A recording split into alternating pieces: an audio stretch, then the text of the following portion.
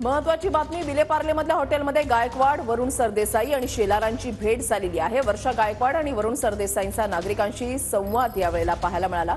विलेपार्लेमधल्या हॉटेलमध्ये गायकवाड, वरुण सरदेसाई आणि शेलार यांची भेट झाली। गिरीश गायकवाड आमचे प्रतिनिधी आमच्या सोबत आहेत, अधिक माहिती जाणून घेणार आहोत। गिरीश, निवडणुकांची रणधुमाळी सुरू आहे, राजकीय नेते एकमेकांना भेटत असतात, मात्र हे चित्र फार वेगळं म्हणावं लागेल।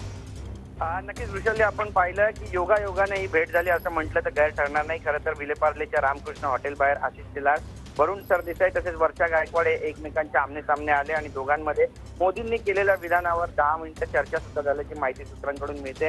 विरोधक आणि सत्ताधारी यांना एकत्र पाहून सगळ्यांच्या भुवया उंचावलेल्या आहेत। जर आपण पाहिलं तर वर्षा गायकवाड या विलेपार्लेमध्ये जनसंवाद यात्रा करतायत आणि ही यात्रा झाल्यानंतर त्या एका हॉटेलमध्ये न्यायालयासाठी गेल्या होत्या आणि त्याच ठिकाणी बाहेर आल्यानंतर मग आशिष शेलार त्यांच्या समोर धडकले आणि यानंतर एकमेकांशी त्यांचं बोलणं झालेलं आहे। हे चित्र फार वेगळं होतं।